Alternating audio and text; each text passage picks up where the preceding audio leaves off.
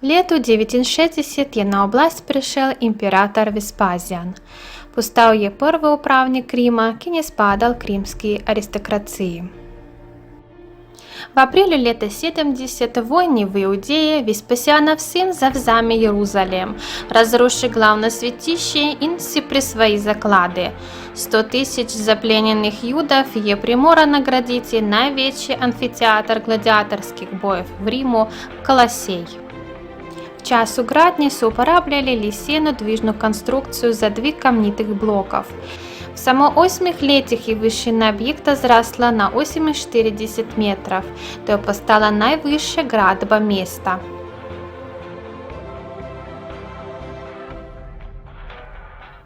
Веспасиан се одлучил поставить Колосей на обмочу великанского водного резервуаря Нероновой златой хиши. На остальных местах обмочья посозградили еще другие империальные зградбы.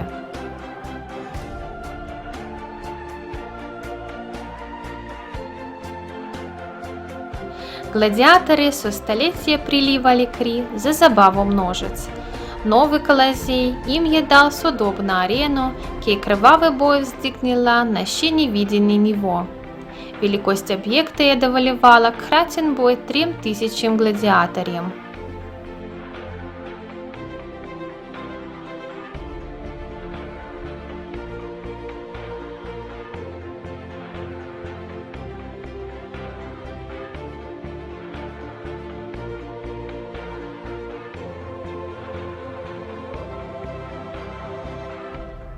Римские амфитеатры были зграєні по простой схеме.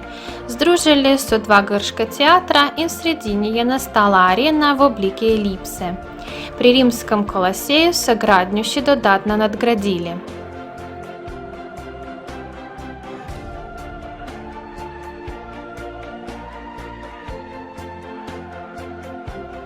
Захтивный систем приходов и стопнищ je легко хитро наполнил, але испразнил до 70 тысяч обисковальцев к храте. Какор на содобных стадионах сотуди такрат издаяли всякому гостю в стопницу штивилки ухода. В Колосее соскорбели, дабы были обисковальцы распорены, кар сідать чим боль удобно. Имели со 110 фонтан с питну воду и 2 соби за почиток.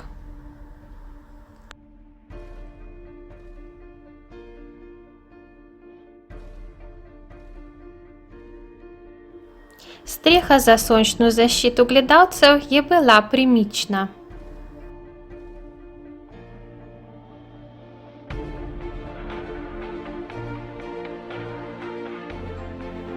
Najbolj gledana predstava je bila Naumachia, morski boj, ki so bile predstavljene prave ladje z vso bojno opremo.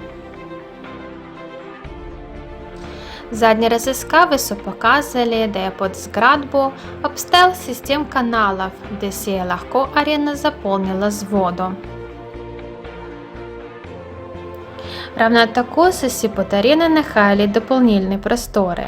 Tam so bili sistemi dvigal, da so lahko tigre ali oborožene gladiatorje prišli v boj kot presenečenje, da bi bil pogled na igre še bolj zanimiv. В просторах so bili tudi kletke z živalmi, scene odra, skladišče orožja, sobe za gladiatorje in drugo. Долго часа je bil Колосей главным местом забавы.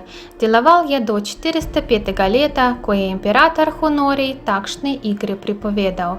Izvajali lep prizore bojev in mučenj z živalmi, dokler še te niso bili pripovedane leta 528.